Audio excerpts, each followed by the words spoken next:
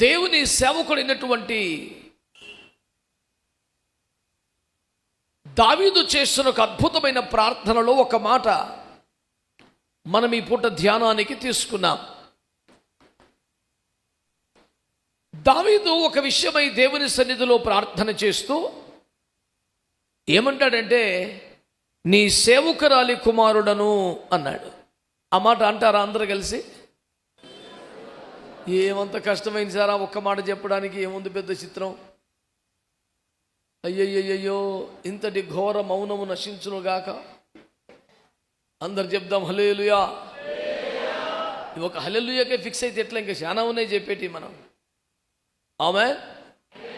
ఏముంది వాక్యములో? నీ సేవకురాలి కుమారుడను. ఏమన్నాడు దావీదు? నేనేమంటున్నానంటే ప్రియులారా, ఈ పూట ఒక చిన్న తలంపు మీ మనసులో పెట్టాలనుకున్నాను. ఇంకా చాలా దినాలు ఈ కూటాలు ఉన్నాయి, ఇదే మొదటి కూటమే కదా. మన క్రైస్తవుల్లో చాలామందికి స్టార్టింగ్ ప్రాబ్లం ఉంటుంది. మొదటి కూటం ఖచ్చితంగా ఎగ్గొడతారు. వాళ్ళు ఖాళీగానే ఉన్నా, ఇంటి దగ్గరే ఉన్నా, ఏ పని లేకపోయినా, అవాంతరం ఆటంకం ఏమీ రాకపోయినా మొదటి కూటం గనుకనే రారు. వాళ్ళకి ఎవ్వరు అవాంతరం ఇవ్వక్కర్లేదు, వాళ్ళ పేరే అవాంతరం.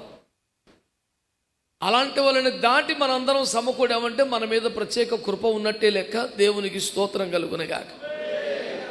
ఒక చిన్న తలంపు మీ హృదయాల్లో పెట్టడానికి పరిశుద్ధాత్మ దేవుడు నన్ను సిద్ధపరిచాడు. దావీదు బాల్యం నుండి కూడా దేవుని కృప పొందినవాడే.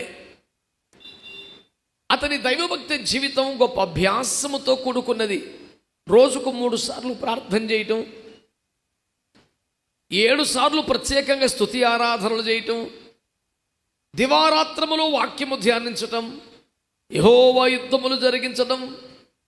ఒకటేమిటి, అతని గురించి మాట్లాడాలంటే పేతురు చెప్పినట్లు చాలా విషయాలలో అతడు మూల పురుషుడు, కాదనడానికి ఎవరికి అవకాశం లేదు. అలాంటి గొప్ప అద్భుతమైనటువంటి వ్యక్తి దేవుని సముఖమును ఎప్పుడు వెళ్ళినా జవాబులు పొందినవాడుగా, ఫలితం రాబట్టిన వాడుగా కనబడతాడు. కానీ ఒక రోజున దేవుని కృప కొరకు ప్రార్థిస్తూ ఉంటే అతనికి వెంటనే జవాబు రావటం లేదు. అయ్యా, నీ సన్నిధిలో ఎన్నో పాటలు రాసి పాడినవాడిని కదయ్యా, వాయిద్య సహిత ఆరాధన చేసిన వాడిని కదా, తమరి మందిరమునకు 40 ఏండ్ల నా యుద్ధముల కష్టార్జితమును తెచ్చి పానార్పణంగా పోసిన వాణ్ణి.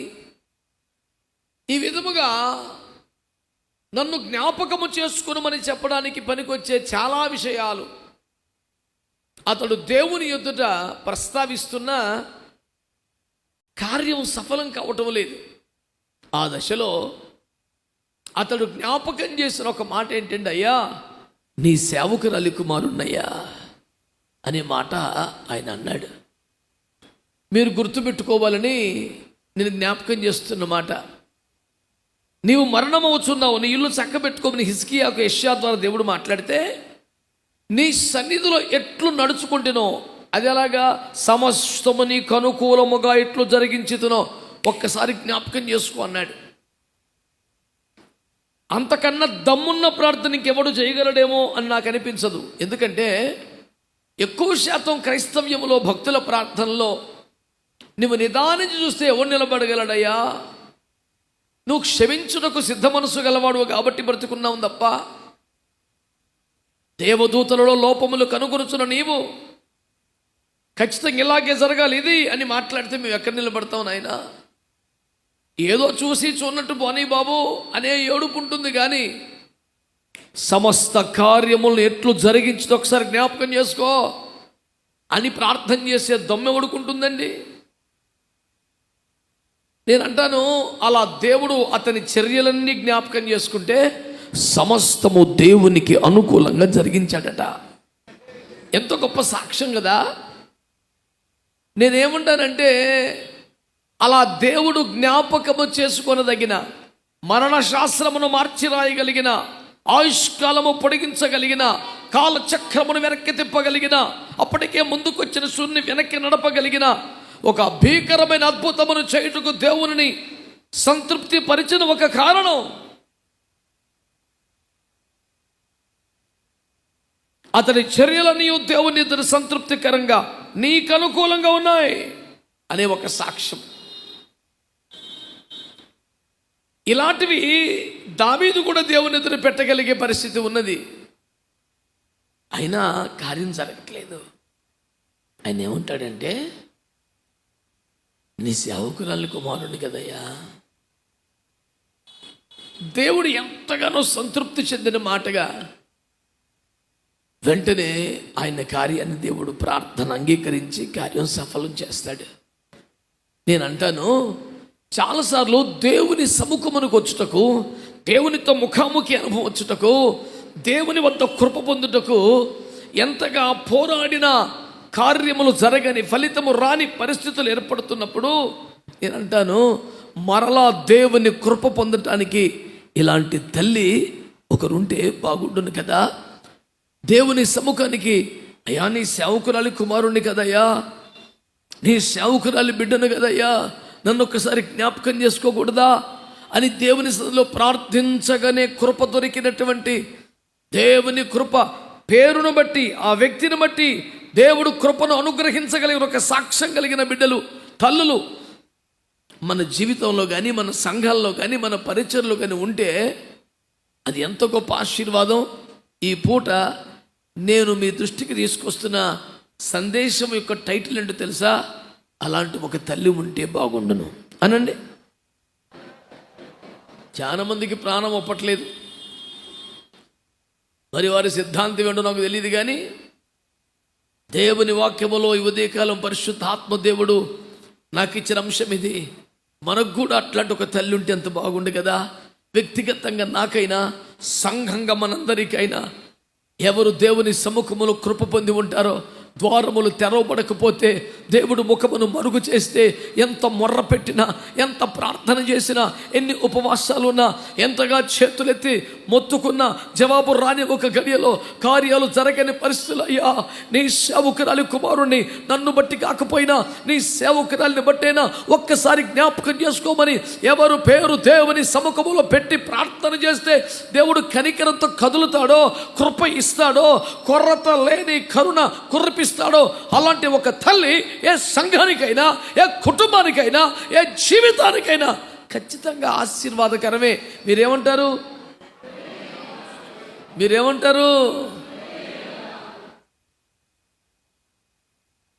కొన్ని సంఘాల వారు సియోనులో మౌనంగా ఉంటే యెహోవాకు స్తుతి చెల్లించుటే అనే వాక్యాన్ని ఆధారం చేసుకుని అస్సలు స్తోత్రాలు చెప్పరు. చాలా నిశ్శబ్దంగా ఉంటారు. ఎవరైనా గబుక్కున్న స్తోత్రం అంటే కూడా భూత మాట మాట్లాడినంత కోప్పడి కొడతారు వాళ్ళను. ఆ సియోనులో మౌనముగా ఉండుట అనే వాక్యాన్ని వారు అట్లా పాటిస్తారు. మెల్లిగా అదేమన్నా మనకు అంటుకుందా? అవునా? లేదుగా. మరి ఎందుకంటే పాటిస్తున్నారు? ఎప్పుడైనా ఒకసారి స్పందించాలి కానీ ఆద్యంతము అలాగే ఏకీపించకూడదు అనే ఒక నియమం పెట్టుకున్నారా? ఇలాంటి వ్రతాలు ఏమనుంటే మొత్తం క్యాన్సిల్ అయిపోనుగాక. శుభం. దేవునికి స్తోత్రం కలుగునుగాక. పరిశుద్ధాత్మ తప్ప, ఆత్మ నడిపింపు తప్ప, స్తుతి స్తోత్రం తప్ప, దేవుని మహిమ కలిగిన ఆది అపోస్తుల ఉపదేశం తప్ప మిగతావన్నీ క్యాన్సిల్. యేసు రక్తమే జయం. దేవునికి స్తోత్రం చెప్పండి గట్టిగా. నేనంటాను, అట్లాంటి ఒక తల్లి కానీ ఉంటే దేవునికి స్తోత్రం. ఇక కృపకు కరువు ఉండదు, కృపకు కొరత ఉండదు, కరుణకు కొరత ఉండదు. మళ్ళీ దావీదులు బలపరచబడతారు, మళ్ళీ నడుములు కట్టబడతాయి, మళ్ళీ తైలాభిషేకం వస్తుంది, మళ్ళీ యెహోవా యుద్ధములు చేయుటకు నూతన బలమును పొందుకుంటారు. అరణ్యములో ఒంటరిగా వేడవబడ్డ దావీదుల వంటి వారు ఇశ్రాయేలుకు దీపం వంటి వారుగా మళ్ళీ మారిపోతారా? దేవునికి స్తోత్రం చెప్పండి గట్టిగా. హల్లెలూయా. ప్రార్థించు తల్లులు కావాలి, ఉపవసించు తల్లులు కావాలి, మొర్రపెట్టు తల్లులు కావాలి, దేవుని వద్ద ప్రత్యేకమైన గౌరవమును పొందిన తల్లులు కావాలి. అబ్రాహామును గురించి అంటాడు, అతని పేరును బట్టి అతను ఎరుగుదు. యోబుని అంటాడు, అట్ట అంటాడు, అసలు భూమి మీద లేడు. మోషే అంటాడు, అతను మొత్తం అందరిలో ఒక సాత్వికుడు, నమ్మకమైన వాడు అంటాడు. మరి మన గురించి ఏం చెప్పాలి? నేను నమ్మకంగా చర్చకైతే వస్తున్నారని చెప్పాలి, అంతేనా? చెప్పడానికి ఒక ఘనమైన కారణం ఒకటి లేదా? ఏమంటే జనాభా లెక్కల్లో భాగమేనక ఇశ్రాయేలీలు 6 లక్షల కాల్బలము కానీ మొత్తం 30 లక్షలు 40 లక్షలు అడుగుపెట్టింది ఇద్దరు. ఎందుకు జనాభా లెక్కల్లో పేర్లు? ప్రవేశించిన జాబితాలో ఉండాలి కదా, ఫైనల్ లిస్టులో పేరు ఉండాలిగా. ఫస్ట్ లిస్టులో అందరి పేర్లు ఉంటాయి. తీరా జాబు కొట్టింది ఎవరు అంటే ఒకడో ఇద్దరు ఉంటారు. ఈ పూట దేవుని వాక్యము ద్వారా ఎంతో ఘనమైన చరిత్ర కలిగిన ఈ సంఘము ద్వారా, ఎన్నో అద్భుతమైన ఉజ్జీవములకు వేదిక నిలిచిన ఈ సంఘము ద్వారా ఎందరో సేవకులను రేపి లోకములోనికి పంపినటువంటి ఈ సంఘము ద్వారా ప్రభు ఒక అద్భుతమైనటువంటి కార్యమును చేయను ఉద్దేశించిన వాడై మాట్లాడుతున్నాడు. ఇప్పటికీ దేవుని సముఖములో నేరుగా పోయి నీ పేరు చెప్తే దేవుని కృప, నీ పేరు చెప్తే దేవుని కనికరం, నీ పేరు చెప్తే మళ్ళీ ఒక నూతనమైనటువంటి ఉద్యమ ఆరంభం వచ్చేలాంటి ప్రార్థించు తల్లులు మనకు కావాలి. అలాంటి తల్లి ఒకటి ఉంటే చాలు అనిపించాలి. దేవునికి ఒక మంచి స్తోత్రం చెప్పండి గట్టిగా. హల్లెలూయా చెప్పాలి గట్టిగా, హల్లెలూయా. పరిశుద్ధ గ్రంథంలో బైబిల్లోంచి 1-2 మాటలు మీ దృష్టికి తెచ్చే ప్రయత్నం చేస్తాను. సమూయేలు మొదటి గ్రంథము 1 అధ్యాయము 11వ వచనం చదువుతారా?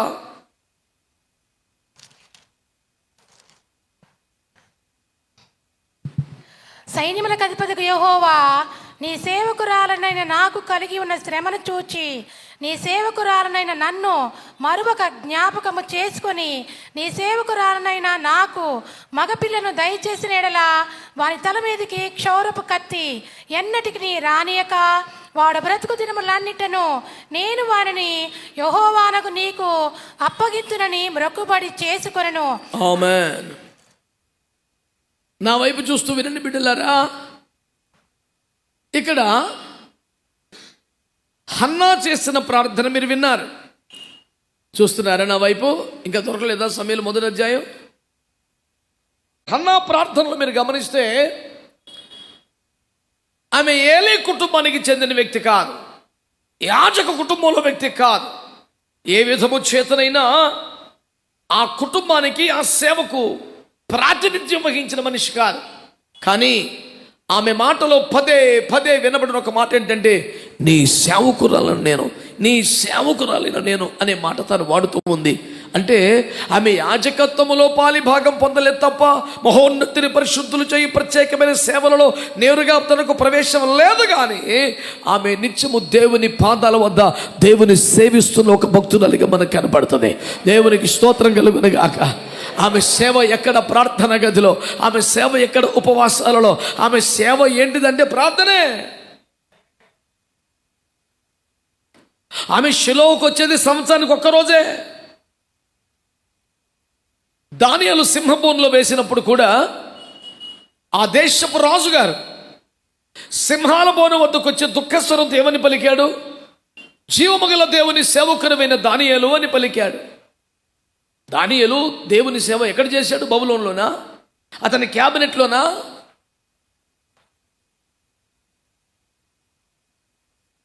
Oh, the servant of the Most High,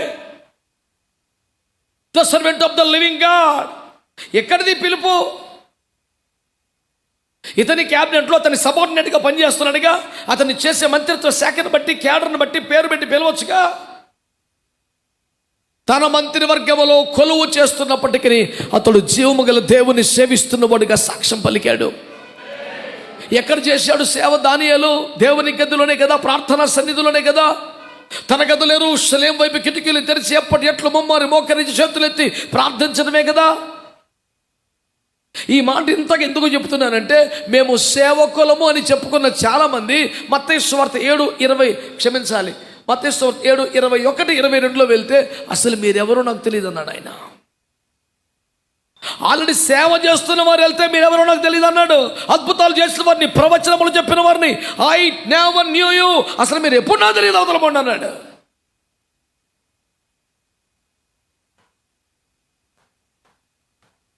కానీ ఎన్నడూ సేవ చేయని వారిని, ప్రసంగాలు చేయని వారిని, మందిరంలో ఉండని వారిని, యాచక కార్యక్రమాల్లో పాలు పొందని వారిని పట్టుకొని వీరు నా సేవకులు. యోబు 1 మాట్లాడుతూ నా సేవకుడు యోబు, ఇశ్రాయేలు నా జ్యేష్ఠ పుత్రుడు, వాడు నా సేవకుడు. దానియేలు నా సేవకుడు, దావీదు తల్లి నా సేవకురాలు. హన్నా అంటుంది నీ సేవకురాలనైనా నేను.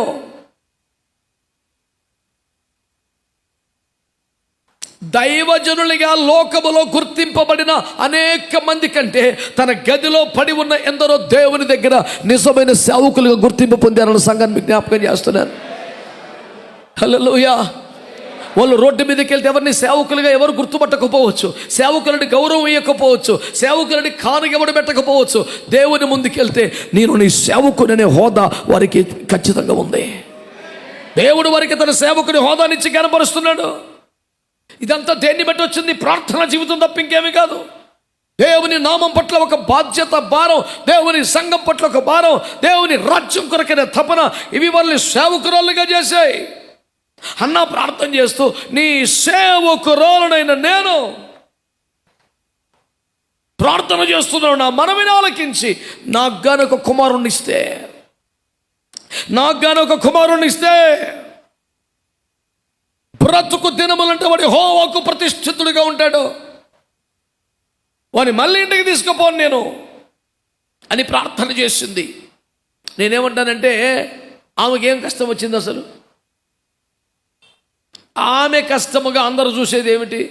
ఆమె గొడ్రాలు, ఆమెకి సంతానం లేదు. దానికన్నా పెద్ద ప్రాబ్లం ఏమిటి?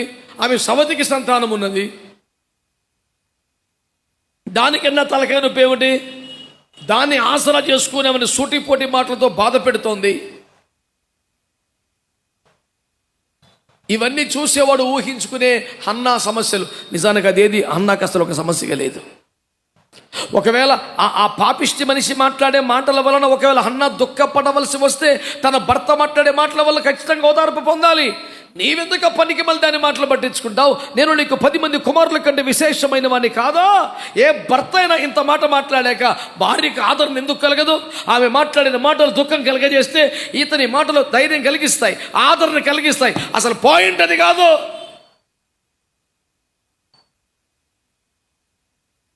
పాయింట్ అది కాదు. ఆమె సమస్య ఏంటి? ఏటేటయ్యే షిలోహు మందిరానికి వచ్చినప్పుడు ఏలీ కుమారులు ఏమయ్యారట? తమ అపరాధములకు ప్రాయశ్చిత్తము చేయగోరి బల్యర్పణలతో మందిరమునకు వచ్చుచున్న బిడ్డలనే అపవిత్రపరుస్తున్నారట. తమ అపవిత్రత తొలగిపోవాలని బల్యర్పణలు తీసుకొస్తే వారి పక్షంగా బలర్పించే దిక్కు లేదు, వారి పక్షంగా ధూపం వేసే దిక్కు లేదు, వారి పక్షంగా దేవుని చిత్తమని తెలుసుకొని ఇదే యెహోవా వాక్కు అని చెప్పే స్థాయి లేకపోగా వాళ్ళని జీవితాల్ని కబలించి వారినే పాడు చేసి ఈ ఘోరాలు జరుగుతుంటే చూసి తట్టుకోలేక, ప్రభా నాకు ఒక్క కొడుకుని ఇచ్చావంటే యేసు రక్తమే జై, వాడిని తయారు చేస్తా. స్తోత్రం చెప్పండి గట్టిగా. వాడిని ప్రతిష్ఠితుడిగా, వాడిని సమర్పణ గలవాడిగా, వాడిని యాజకుడిగా నిలబెడతాను ఇక్కడ.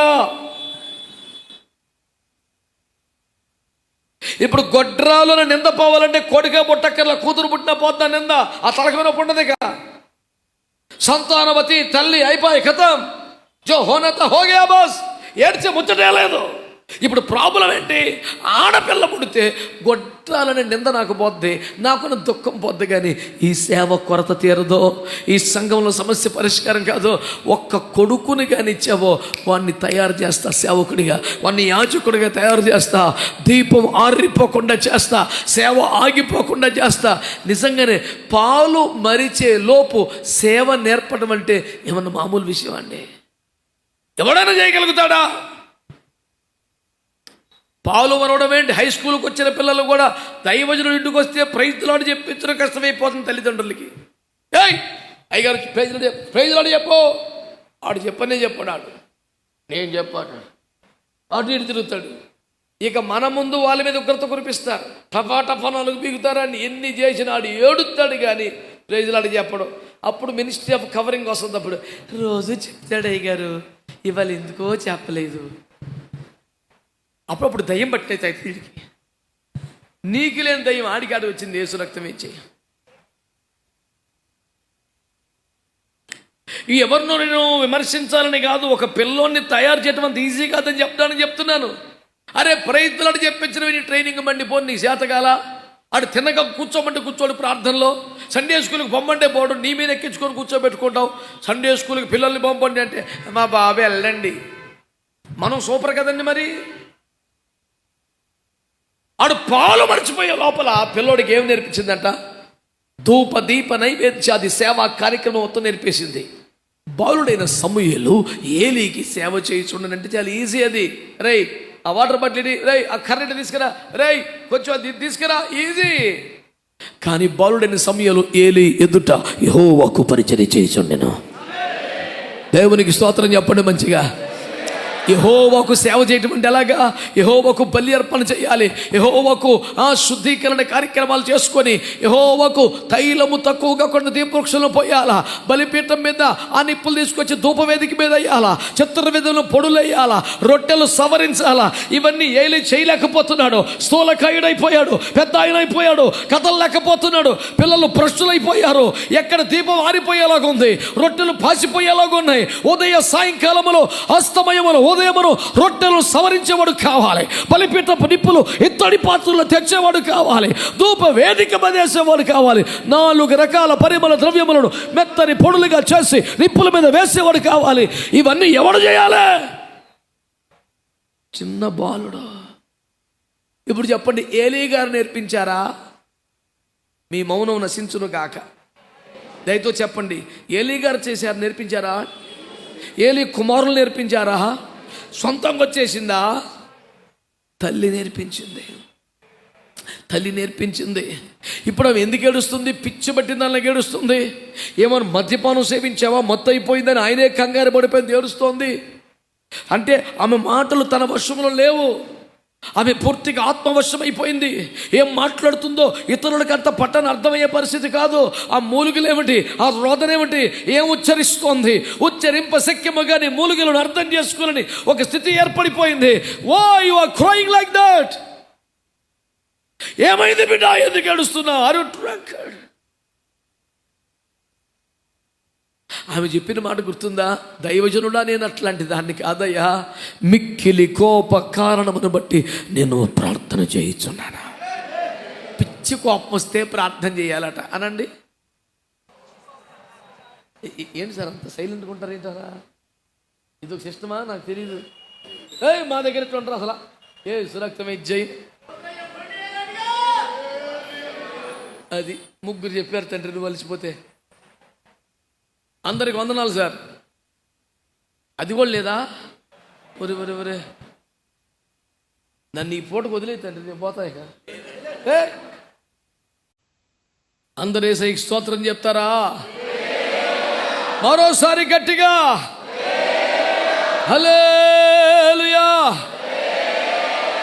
దావీదు తల్లి వంటి ఒక తల్లి ఉంటే కృపకు కరువను. దేవునికి స్తోత్రం కలుగునుగాక. హల్లెలూయా.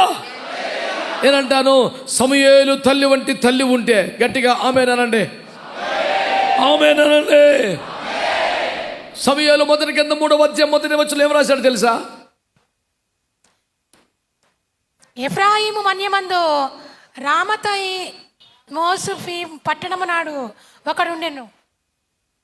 ఏంటమ్మా అసలు నీ ఉద్దేశం ఏంటి చెప్పు నాకు.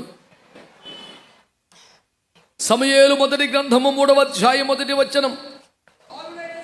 బాలుడని సమూయేలు ఏలీ ఎదుట యెహోవాకు పరిచర్య చేయించునెను. ఆ దినములలో యెహోవా వాక్కు ప్రత్యక్షమగుట అరుదు, ప్రత్యక్షము తరచుగా తటస్థించడం లేదు. ఆ కాలమందు ఏలీ కన్నులు మంద దృష్టి గలవైనందున అతడు చూడలేక తన స్థలమందు పండుకొని ఉండగా, దీపము ఆరిపోక మునుపు సమూయేలు దేవుని మందసమున్న యెహోవా మందిరములో పండుకొని ఉండగాను. చాలండి, దేవునికి స్తోత్రం చెప్పారా? హల్లెలూయా.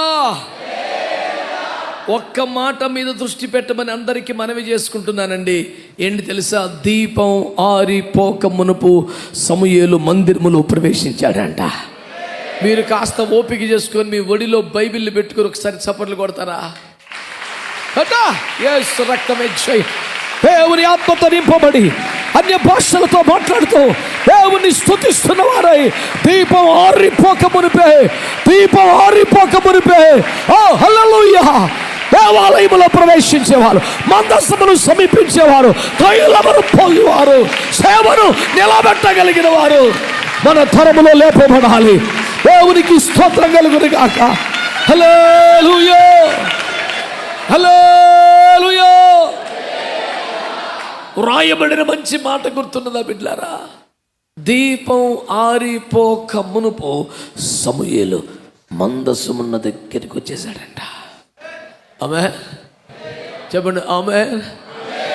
నూనె పోయడానికి యాజకుడు లేవలేకపోతున్నాడు. పిల్లలు భ్రష్టులైపోయారు. దీపం ఆరిపోతే ఎంత అవమానకరం, దీపం ఆరిపోతే ఎంత ఘోరం. ఎందుకంటే ప్రత్యక్ష గుడారములోనికి తలుపులు కిటికీలు ఉండవు, ఒక్కటే ద్వారం, వెంటిలేటర్స్ ఉండవు, వేరే లైట్లు దీపాలు ఉండవు. యాజక క్రమాలన్నీ, సేవా కార్యక్రమాలు అన్నీ బిడ్డలారా ఈ దీపపు కాంతిలో జరగాలి. టార్చ్ లైట్ ఉండదుగా, ఫ్లడ్ లైట్లు ఉండవుగా, బయట వెలుతురు వచ్చే సోర్స్ లేదుగా. లోకపు వెలుగుతో, బయట వెలుగుతో, వేరొక్క వెలుగుతో లోపల సేవ జరగటానికి వీలు లేదు. అది ఆత్మ నియమము, అది పరలోక నియమము, అది దేవుని చిత్తం. ఆత్మ వెలుగులోనే, దీపపు కాంతిలోనే, పరిశుద్ధాత్మ వెలుగులోనే సేవలని జరగాలి. ఈనాటి సంఘములో రకరకాల పథకాలు వచ్చేసాయి.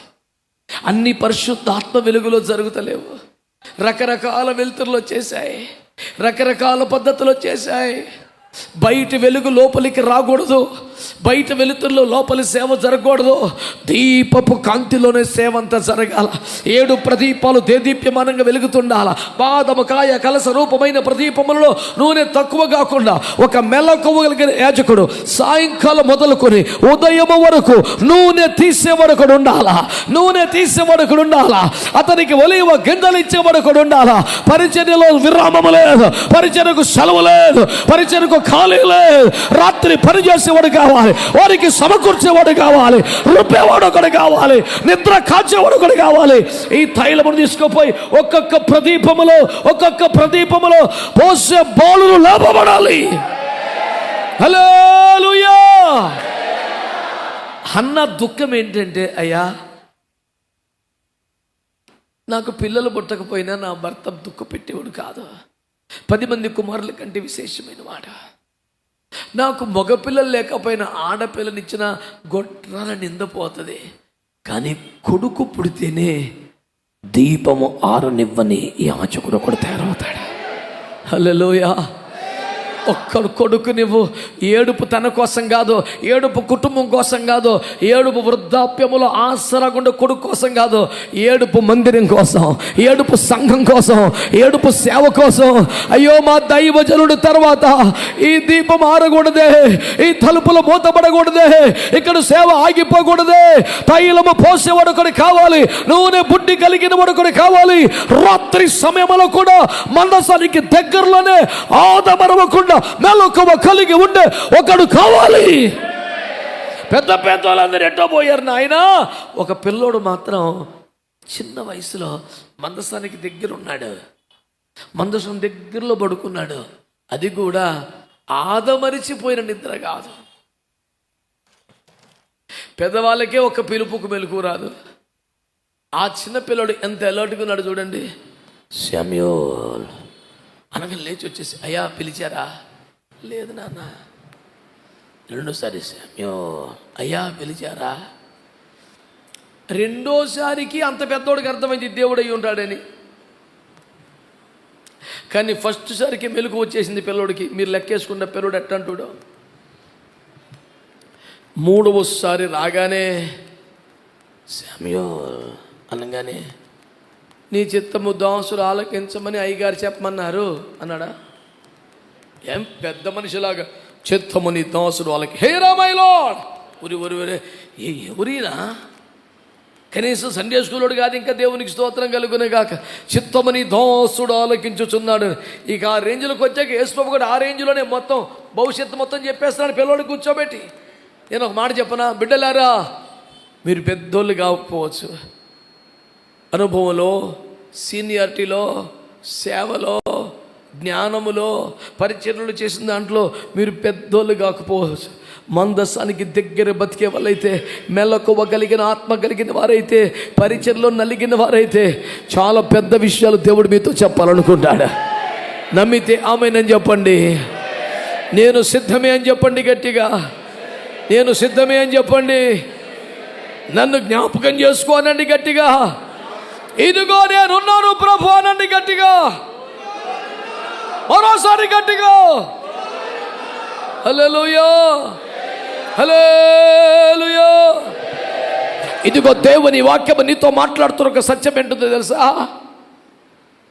దీపం ఆరిపోక మునిపే సమూయేలు ఆలయ ప్రవేశం చేశాడంట. ఆమె ఆలయ ప్రవేశం చేసి ఏం చేస్తున్నాడు తెలుసా? సమూయేలు ఏం చూస్తున్నాడు తెలుసా? సమూయేలు ఆలయ ప్రవేశం చేసి తైలమును తీసుకెళ్ళి ఒక్కొక్క ప్రదీపములో పోస్తున్నాడు. ఇప్పుడు హన్నా అనే ఒక తల్లి ఉంది కనుక అనండి, ఏం తెలుసా? దీపం ఆరిపోలేదు అనండి గట్టిగా. ఈనాడు చాలా సంఘాలు, ఈనాడు చాలా మినిస్ట్రీస్, ఈనాడు చాలా మందిరాలు కొడిగడుతున్న స్థితిలో ఉన్నాయి. ఒకప్పటి మంట లేదు, ఒకప్పటి వెలుగు లేదు, ఒకప్పటి తైలము లేదు, ఒకప్పటి ప్రభావం లేదు, ఒకప్పటి ఆత్మ లేదు, అసలు చైతన్యమే లేదు, కదలికే లేదు. ప్రదీపాలలో తైలం తగ్గిపోయింది, ఒత్తిలు కొడుగడుతున్నాయి. బంగారపు కత్తెరగలిగిన యాజకుడు లేడు, కొత్త ఒత్తి పెట్టగలిగినటువంటి యాజకుడు లేడు.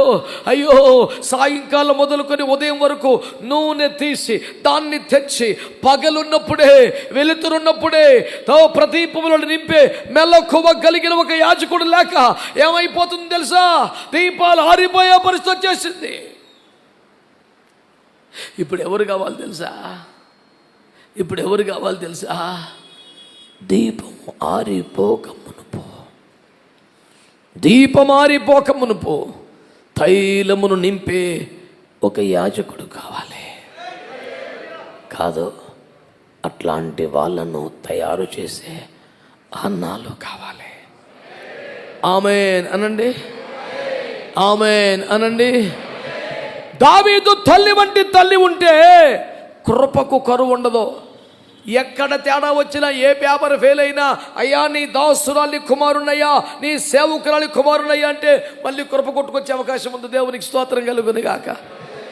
ఇక్కడ హన్నా లాంటి ఒక తల్లి సంఘములో ఉంటే, నేను చెప్పనా, హన్నా లాంటి ఒక తల్లి సంఘములో ఉంటే ఆ సంఘము దీపం ఆరిపోయే అవకాశం లేదు. అక్కడ మంట తగ్గే ఛాన్స్ లేదు. అక్కడెట్టి పరిస్థితులలో కూడా దేవుని ప్రజలారా, అక్కడ తైలము తరిగే ప్రసక్తి లేదు. దీపం ఆరిపోక ముందే పరిచర్యకు అందుకుంటాడు. దీపం ఆరిపోక మునిపే సమూయేలు పరిచర్య ప్రారంభించాడట. చేతులు తీసే స్తోత్రం చెప్పండి. వయస్సు రాలేదు, అనుభవం రాలేదు, యెహోవా వాక్యం ఇంకా ప్రత్యక్షం కాలేదు, కానీ అమ్మ నేర్పేసింది. నానా ఇదిగో తైల బుడ్డి, అక్కడ 7 ప్రదీపాలు ఉంటాయి, అందులో పోయాలి. ఎప్పటికప్పుడు చూసుకోవాలి కొడుక, తైలం అస్సలు తగ్గనియొద్దు నాన్న, జాగ్రత్త. ఒకవేళ బలిపెట్టు మీద మంట ఆరిపోతుంది అనుకో, పరుగు వచ్చేసి 2 కట్టెలేసి మండని దాన్ని. ఇదిగో ఈ పొడి ఉంటుంది, ఈ 4 రకాల పొడులు ఒక డబ్బాలో ఉంది కదా, ధూప వేదిక మీద నిప్పుల మీద అట్ల వేయి.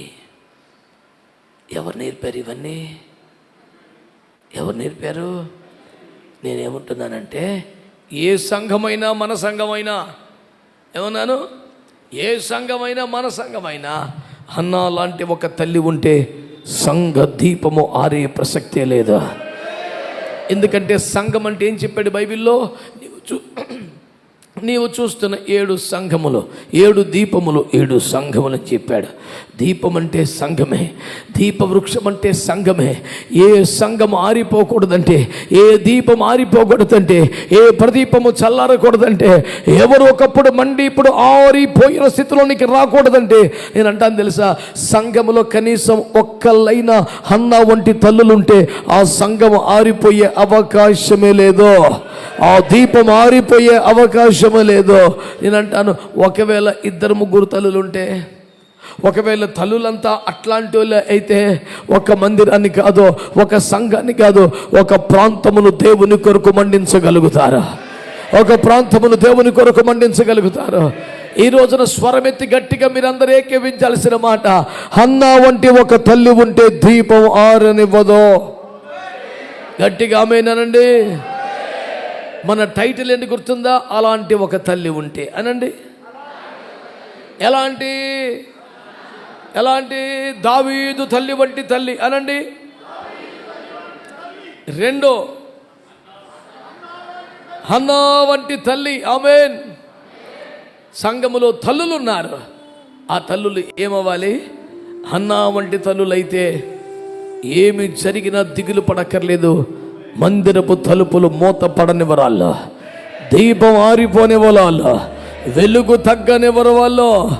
అత్యధిక కాలము దేవుని మందసము కలిగిన మందిరముగా రికార్డు ఎప్పటికీ షిలోహు పేరు మీద ఉండిపోద్ది. ఇక్కడ ఉన్న మైకి ఇంకెక్కర్లేదు, ఇక్కడ ఉన్న సన్నిధి ఎక్కర్లేదు, ఇక్కడ ఉన్న ప్రభావం ఎక్కర్లేదు. కారణం, ఇది మందసము కలిగిన మందిరం, ప్రభావం కలిగిన మందిరం, సముఖము సమృద్ధిగా దొరికే మందిరం. ఇదిగో దేవుని ప్రజలలో ఈ పూట దేవుని వాక్యము నీకు తెలియజేస్తున్న సత్యం ఏంటంటే, ఇదిగో ప్రభు మాట్లాడుతున్న పాయింట్ ఏమిటంటే, సంఘములో హన్నా వంటి తల్లులు లోపబడాలి. సేవ నేర్పే వాళ్ళు కావాలి, సేవ కొరకే పెంచే వాళ్ళు కావాలి, సమర్పించే వాళ్ళు కావాలి. పాలు మరచినప్పుడు ఇంటిని మరిచిపోయేంత వైరాగ్యముతో పెంచగలిగేవారు కావాలి.